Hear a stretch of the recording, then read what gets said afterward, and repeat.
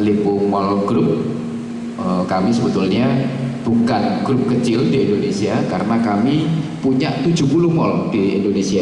Mungkin sampai sehari ini salah satu operator mall terbesar di Indonesia adalah Lipo Mall Group, Lipo Mall Indonesia.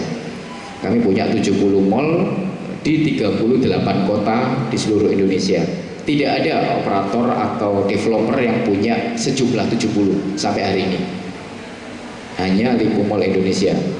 Lipo Mall Indonesia dari 70 mall yang punya konsep strata, ada 10 konsep strata. Salah satunya Cito, dan kalau di Jawa Timur Cito, kalau di Malang Town Square.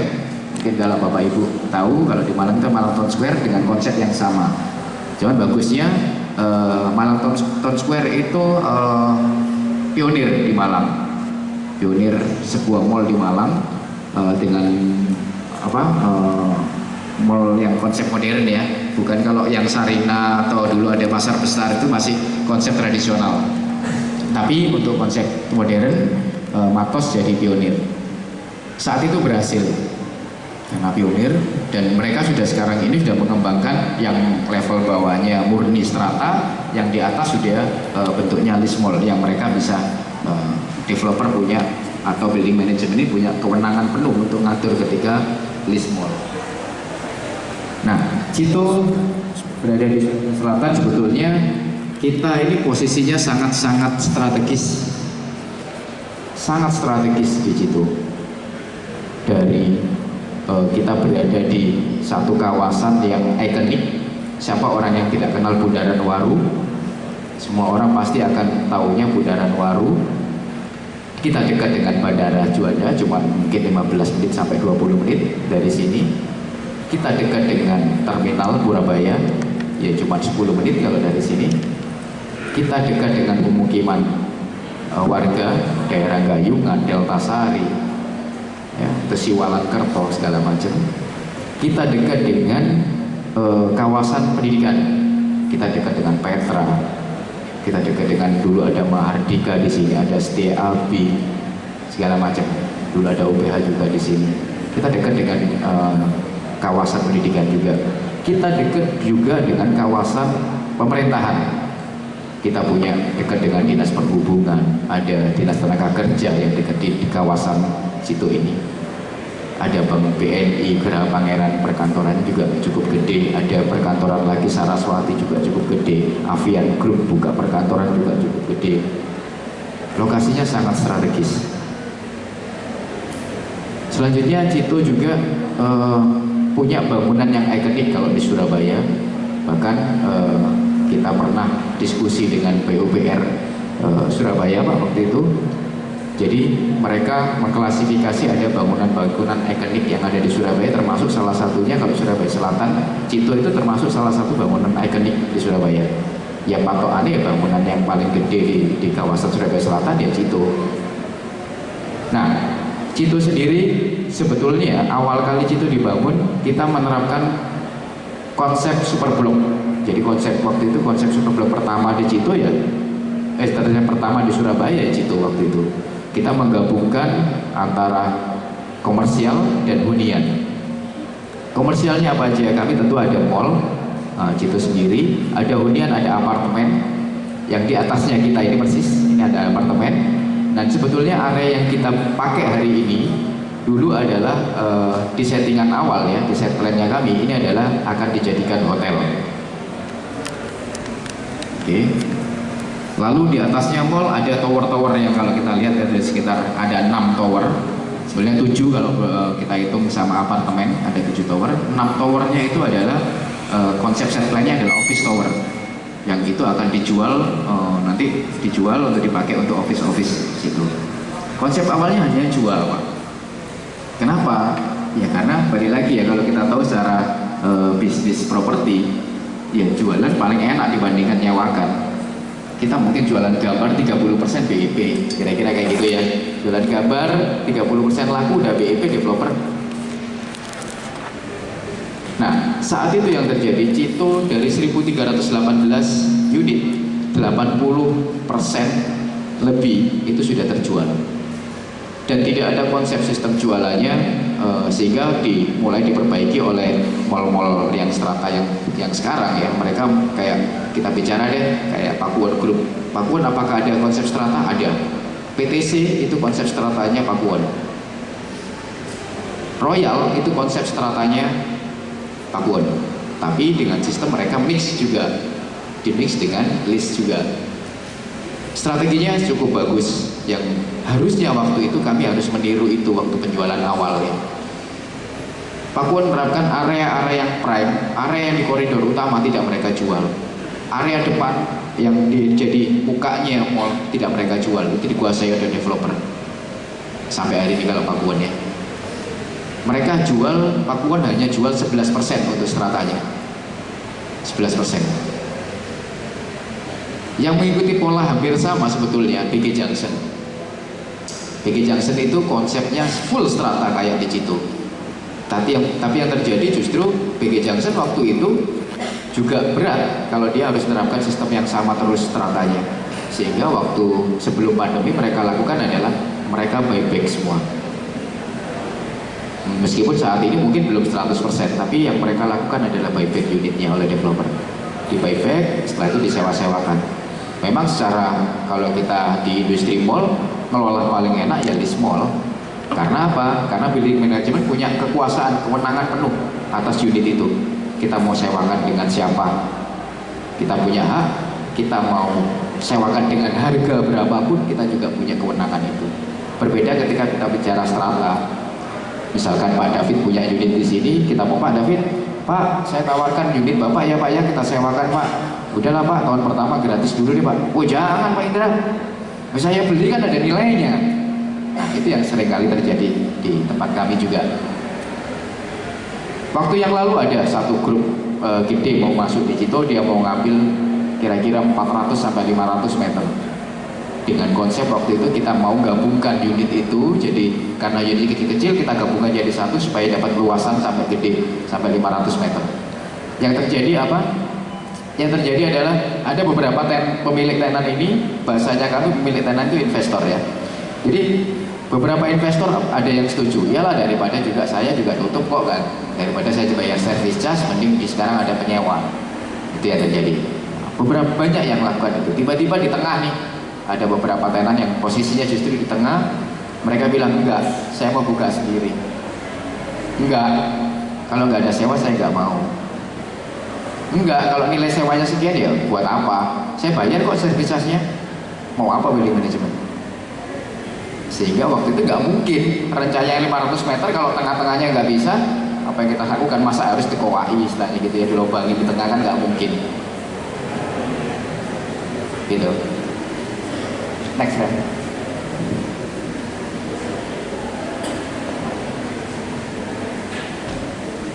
Next. Ya, ini analisa yang kami buat ya, biar saya juga seperti Bapak Ibu sekalian kayak mahasiswa kayak beneran gitu ya. Saya belajar bikin SWOT-nya. Jadi analisa SWOT kami seperti yang ada di sini. Kekuatannya kami terletak di posisi kami yang cukup bagus tadi saya ceritakan tadi. Sementara untuk kelemahannya kami adalah konsep strata. Kembali, konsep strata itu bukan sesuatu yang sebetulnya baik secara developer ketika kita jual di awal. Seperti saya sampaikan, developer itu jual 30% sudah untung, sudah WP, sudah. Apalagi kita lakunya sampai 80%. Sementara yang terjadi ketika mall ini sudah berjalan, apalagi mall itu gini, mall itu untuk 1-2 tahun pertama, maksimal 4 tahun pertama, mereka mungkin secara promosi, secara aktivitas marketing mungkin masih bisa disubsidi ya, subsidi dari developernya, baik itu list maupun strata, itu bisa disubsidi sama developer karena masih tahap untuk pertumbuhan, masih berkembang, itu disubsidi. Tapi berjalannya waktu selama 4 tahun pun tidak, secara budget tidak bisa kita bicara budgetnya akan tinggi terus, tidak. Setiap tahun mereka pasti akan mengurangi budget promosinya karena berharap ketika tahun keempat selesai mall itu bisa mandiri. Karena analisanya ketika selesai 4 tahun harusnya mall itu sudah sudah okupansinya sudah tinggi, sudah mandiri. Waktu itu kita sudah lakukan itu di tahun 2012, 2013 kami sudah mandiri karena okupansinya terus kita mengalami pertumbuhan yang luar biasa.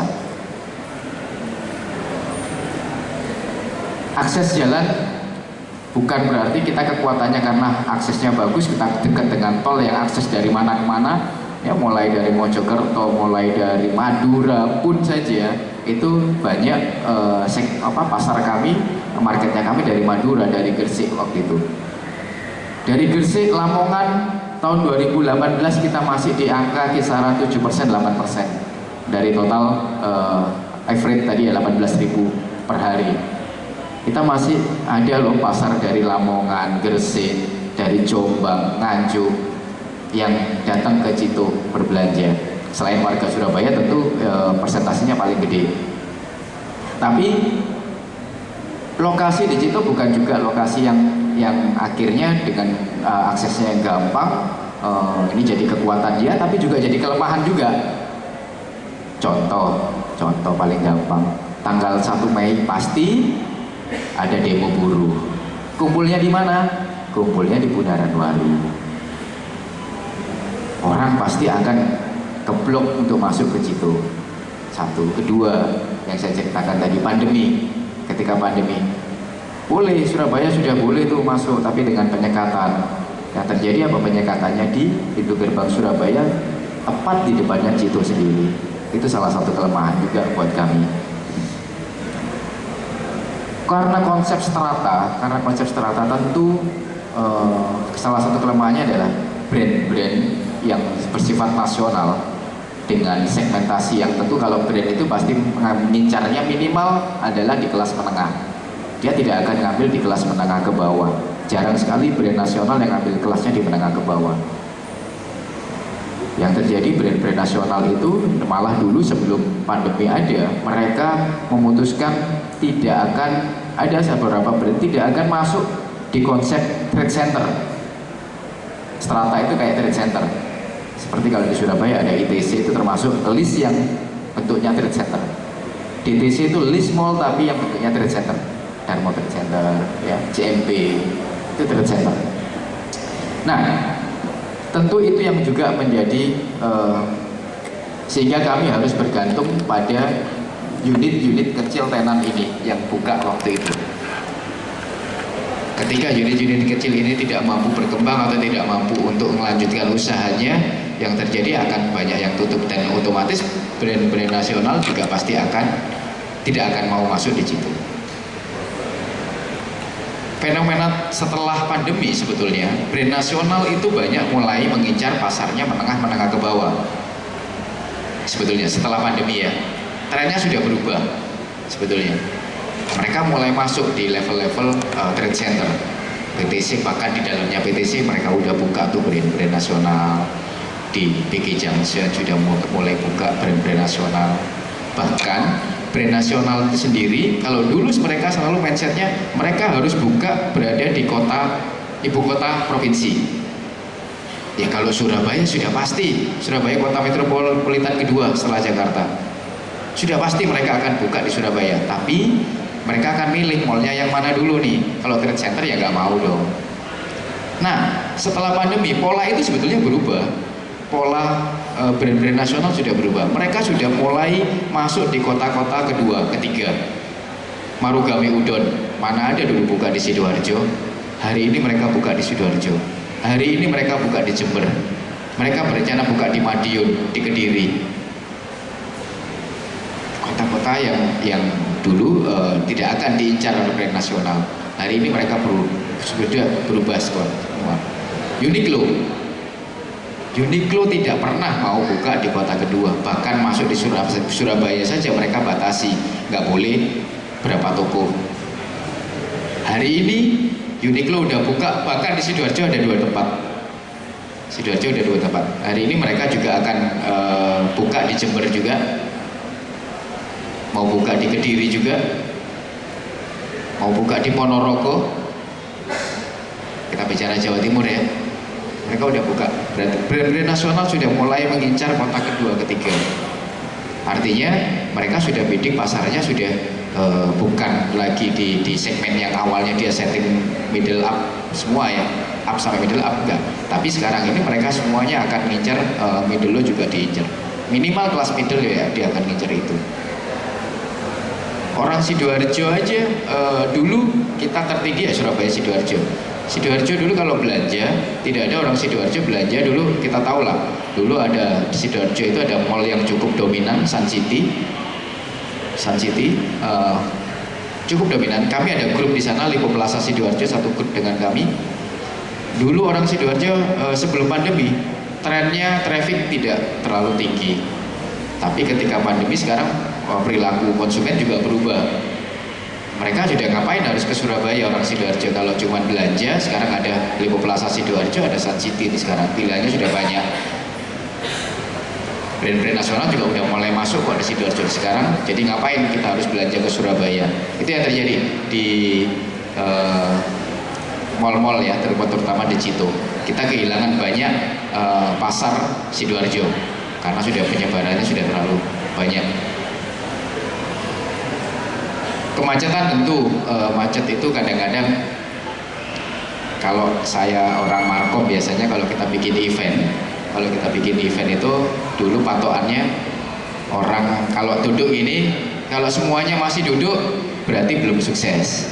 Kalau kita bicara Markom orang event ya, kalau orang event saya dulu ukurannya gitu, kalau masih duduknya semua duduk dan kebagian semua berarti belum sukses. Ya ini sesuai target, belum sukses. Suksesnya gimana ukurannya? Kalau kita bikin event yang duduk full dan yang masih ada orang yang berdiri banyak, ukuran event. Kalau di outdoor, kalau kita bikin event, kalau nggak bikin macet, itu belum sukses. Ya kalau jalan masih lancar ya ya acaranya oke lah, berjalan baik, cuma mungkin gitu ya. Tapi kalau bikin macet, wah ini eventnya sukses banget nih, itu. Ya itu salah satu. Tapi kalau kita bicara mall sendiri, akses macet jadi kelemahan. Orang jadi juga malas untuk masuk karena kebuntu jalan aksesnya. Lalu opportunity-nya di kami ini ada di kawasan yang dekat dengan kawasan hunian. Kami punya apartemen yang secara penjualan harusnya, karena konsep apartemennya kami juga dijual, kita dari 220 sekian unit yang terjual sudah 180 sekian dan tidak dijual lagi sudah, karena kita harus jaga persentase kepemilikan developer. Sudah tidak jual kalau kepemilikan developer, karena tetap sama halnya kayak mall ini, dari 1.300 kami akan kunci berapa unit harus tetap milik developer supaya kita bisa jaga secara kewenangan dari building management untuk ngatur mallnya. Dari itu 80% yang terjual di unitnya apartemen saat ini, kalau dulu hunian masih 70% okupansi, 70%. Ada juga, meskipun itu semuanya disewakan, karena kebanyakan pemiliknya apartemen di sini hanya beli untuk investasi. Jarang sekali mereka yang beli dipakai sendiri. Kebanyakan memang profilnya pemilik, baik itu apartemen, mall di Cito ini kebanyakan adalah kebanyakan orang-orang dari instansi atau dari pegawai negeri yang profilnya ya, kita bicara profilnya, kebanyakan yang mereka dapat duit dari pensiunan, mereka harus investasikan kemana?